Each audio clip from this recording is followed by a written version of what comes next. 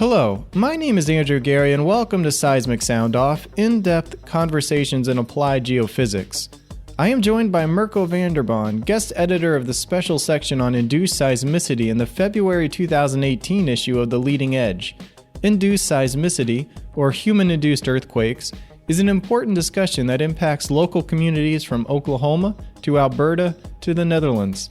We highlight a few of the papers from the special section and also offer a quick primer on induced seismicity. Mirko is a professor at the University of Alberta and director of the Microseismic Industry Consortium, a collaborative venture with the University of Calgary dedicated to research in microseismicity. He also recently completed an SEG Honorary Lecture tour of the United States and Canada on the subject of human-induced seismicity. Mirko joins me next.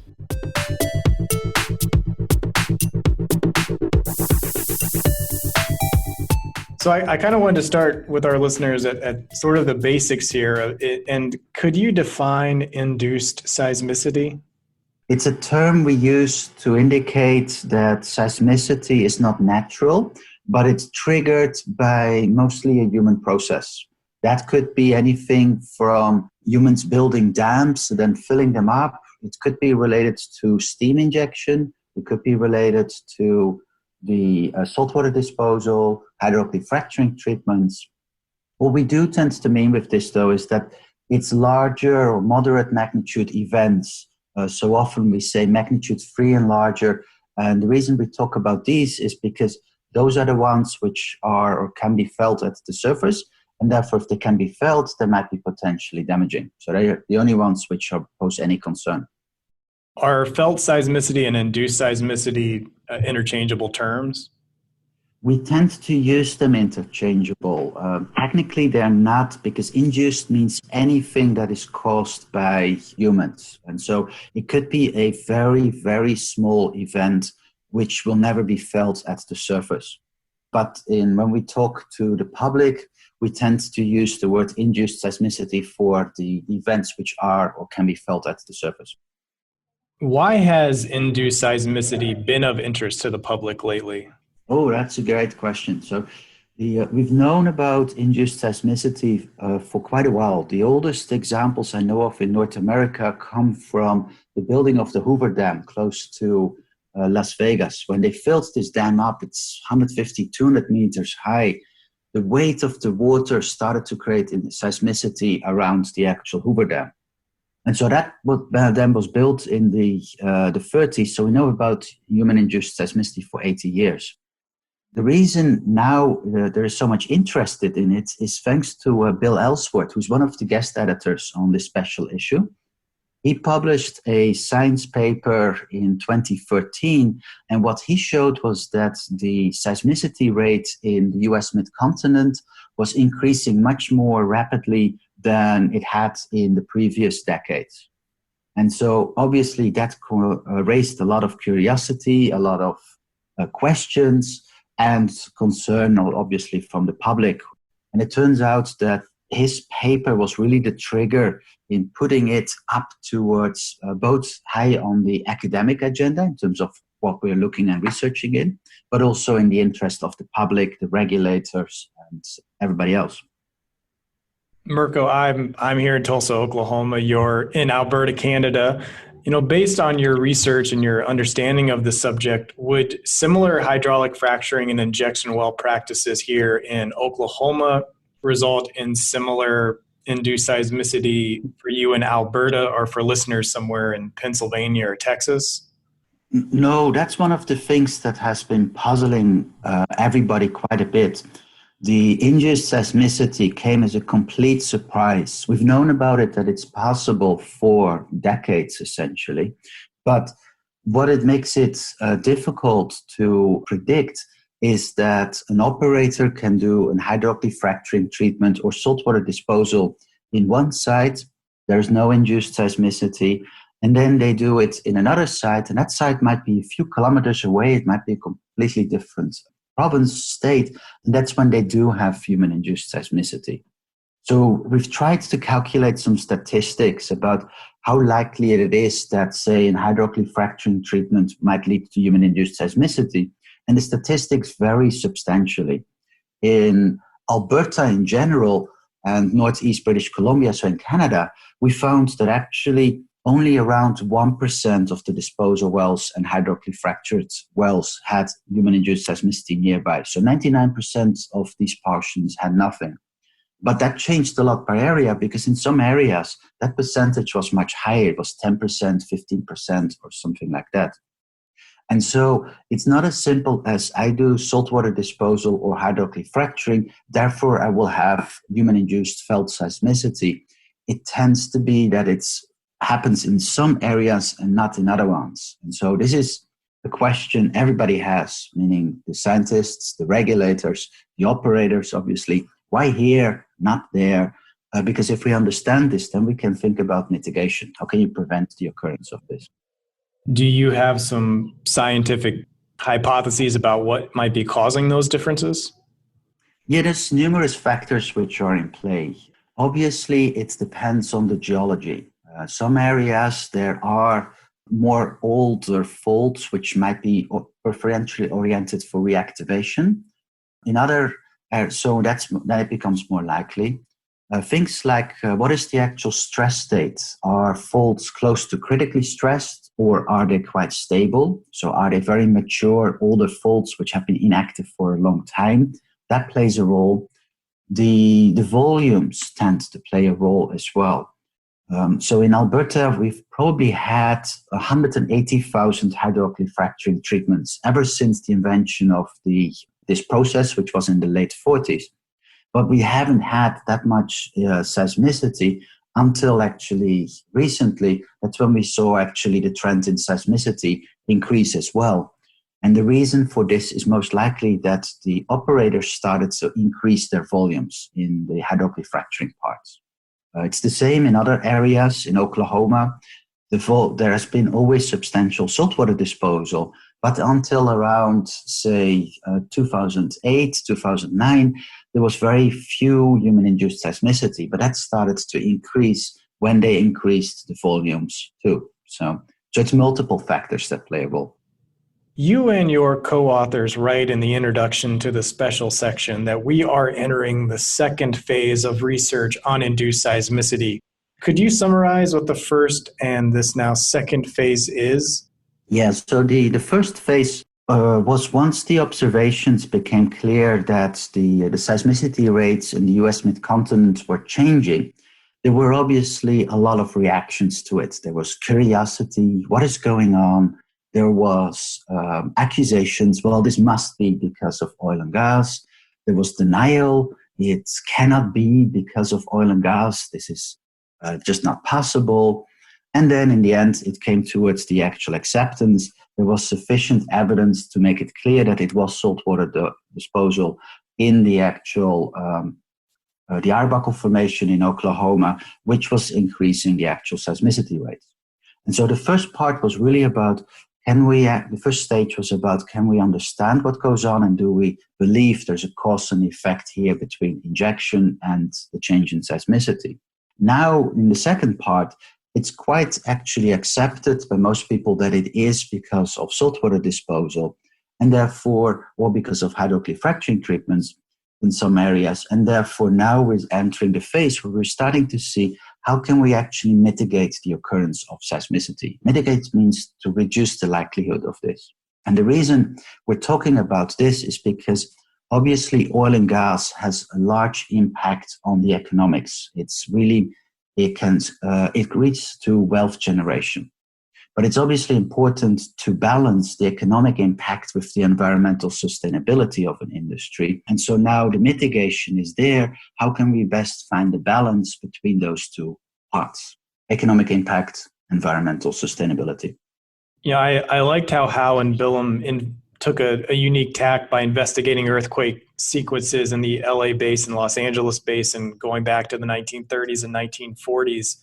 Has this type of historical investigation of induced seismicity happened in the literature before? It is. The people have looked at the historic seismicity. So the example I gave was on the Hoover Dam. What happened though was that in the Hoover Dam in the 30s, they realized that this was because of it's called the reservoir impoundments, just the weight of the water. In Susan Howe and Roger Bilham's paper is very nice because what they went back, they looked all the way towards the 30s and the 40s, reservoirs which were subsiding at the time. And they put an enormous amount of effort into it because they had to go back at the original data, which may or may not have been digital. It was likely actually still paper copies of these seismometers. If you look at the references, you'll see that they actually went down in towards newspaper reports. So these types of analysis are very, very valuable. They are not common just because of the amount of effort that's involved in doing this. So it's a great paper, actually. Lutzni and Zobak's research looked at the possibility of induced seismicity for a specific region. And I thought that was interesting because it was proactive. They were looking at, could they predict induced seismicity in this area? Is that type of proactive research new to the literature? It is and it isn't. So what they wanted to do, what they did is they looked at the Delaware and the Midland Basin in Texas. And one of the possible factors which determines if or you're not going to have human-induced seismicity is simply how are faults oriented with respect to the actual stress field. Finding those faults in some cases is quite difficult, but also knowing what the stress orientations are is not straightforward. And so what they did is they looked at well logs, borehole breakouts, they looked at microseismicity in order to get an idea of what is actually the stress state in the western Texas towards Odessa and Midland. And so it's valuable. Actually, Mark Zobak is very well known for doing this type of analysis. He's been doing this probably for 3-4 decades as well. So he's a prime expert on this type of parts.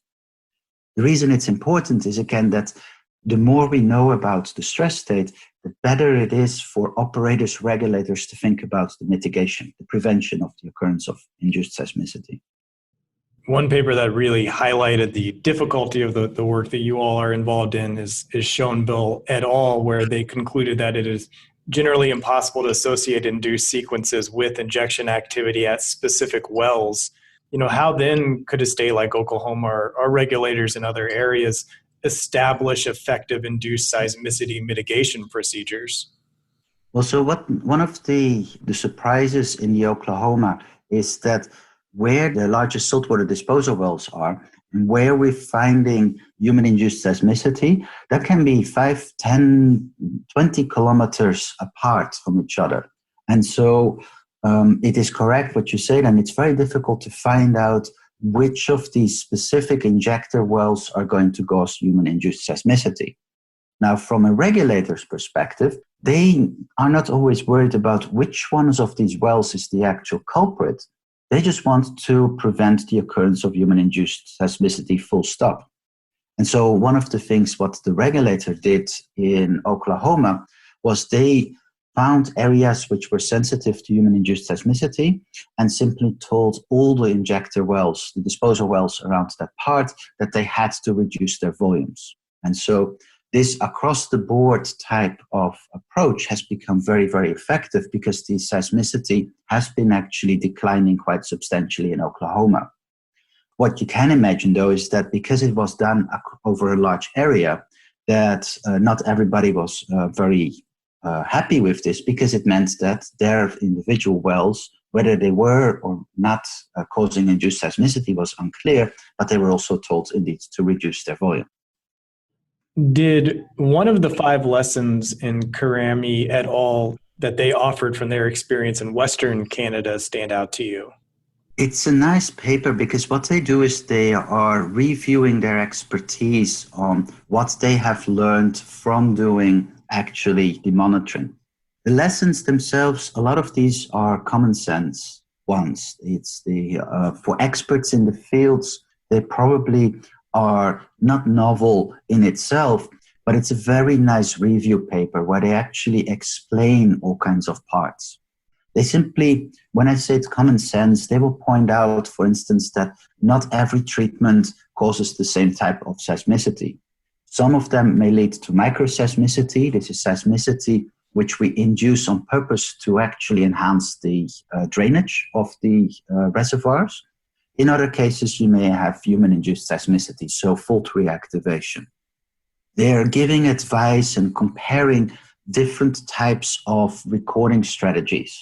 The regulator, for instance, they tend to use larger networks which are very sparse. And what that helps them is to find where larger magnitude events are. It doesn't help them immediately to identify the smaller events, which might be precursors. And so what you can do then is you can go from a very sparse network to a tailored network just around a specific well in order to really understand what goes on. And so the authors describe the pros and cons of these.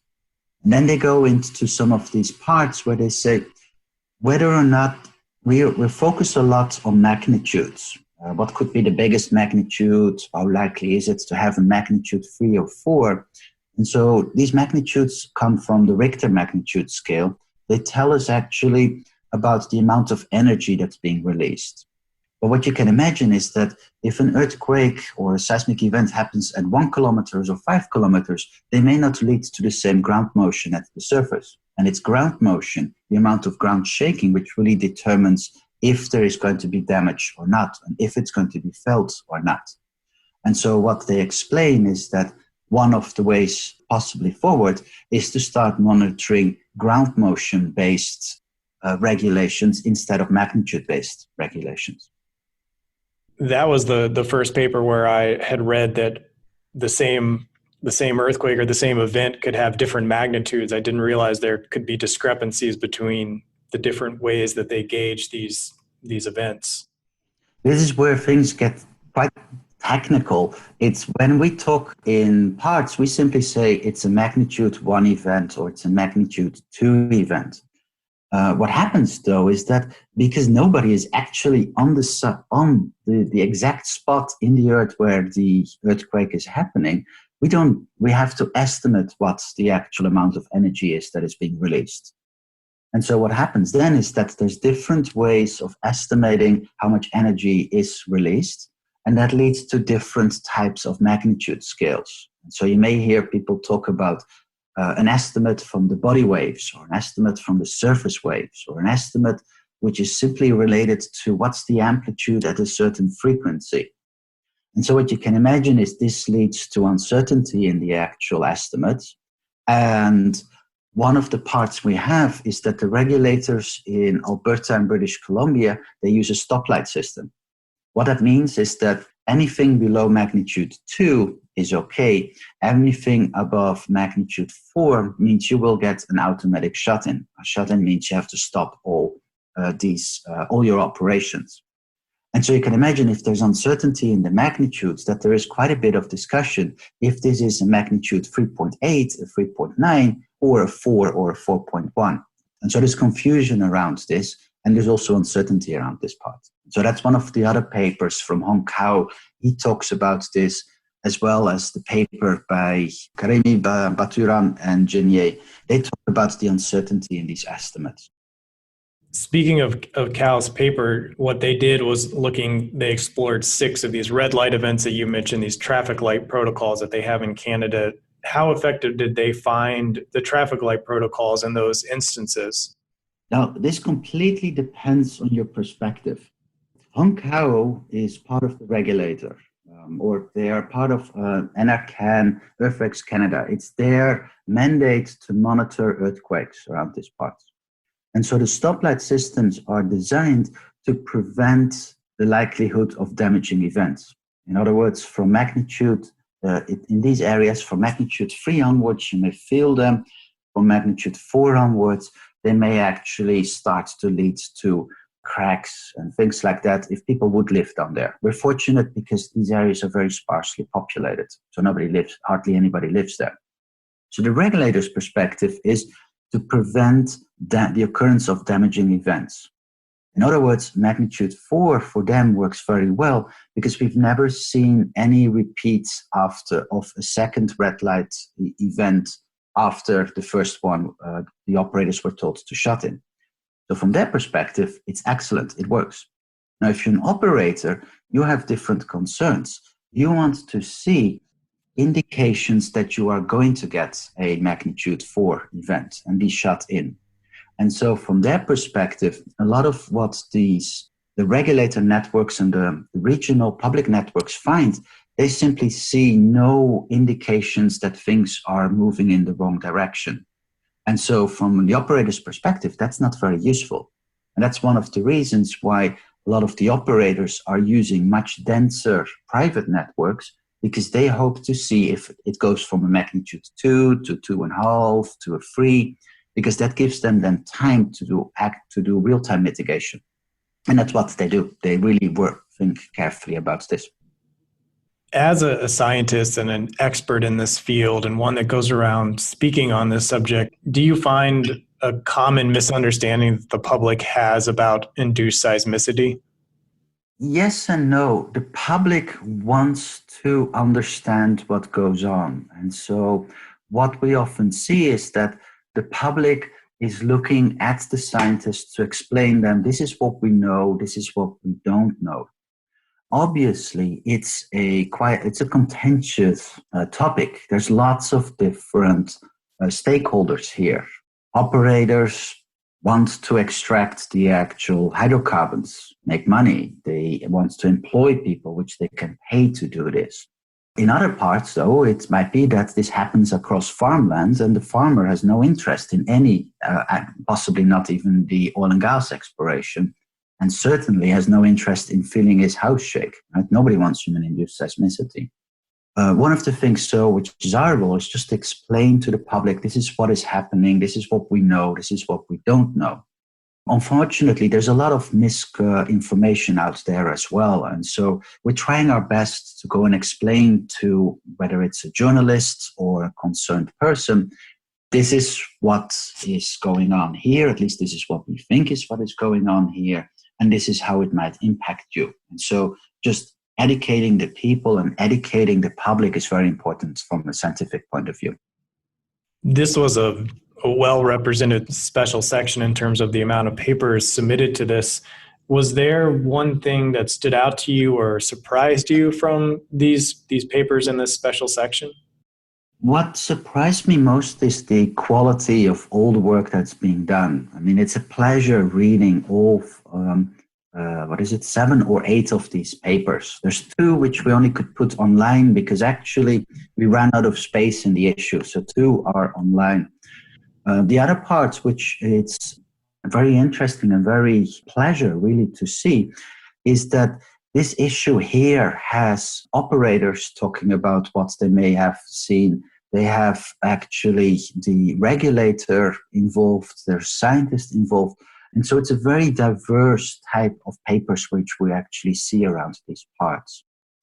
And the very pleasant part of it is the open communication. They simply are saying, this is what we know, this is what we don't know. But there is nothing like trying to go and deny the occurrence of human-induced seismicity. Everybody sees this as, this is happening, this is what we don't want to have happen. And so all the efforts now have moved in towards the mitigation procedures. What can we do to reduce the likelihood of induced seismicity? What do you hope readers of the special section take away? Oh, that's a good question. And well, I hope it helps them to inform about the different aspects of what we're seeing. That's why it's nice that it's such a diverse crowd of authors. And I hope, obviously, as well, that it's informative if people from the public read this. I'm hoping that it's informative for the regulators, because this may help them as well to think about how they can reduce better the likelihood of human-induced seismicity, obviously without harming the industry. And as well, then finally, for the operators, it may give them new ideas of techniques to try out, again, to balance economic and environmental sustainability of their assets. Is there anything else that I haven't asked or that you would like to share before we go?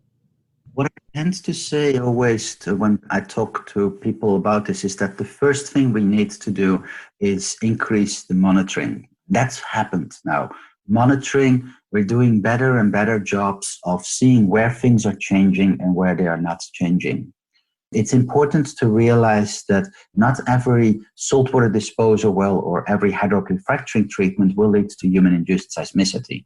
So from the scientific point of view, it's important we know this, but it's also important to understand why this may change in some areas and not in other ones.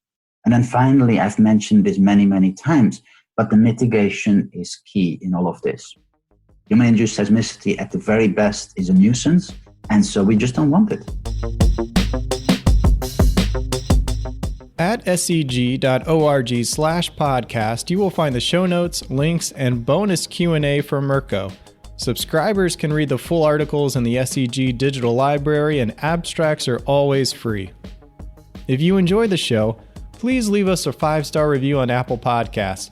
Your review helps others find the show. Subscribe to Seismic Sound Off on the podcast app of your choice to receive these episodes first.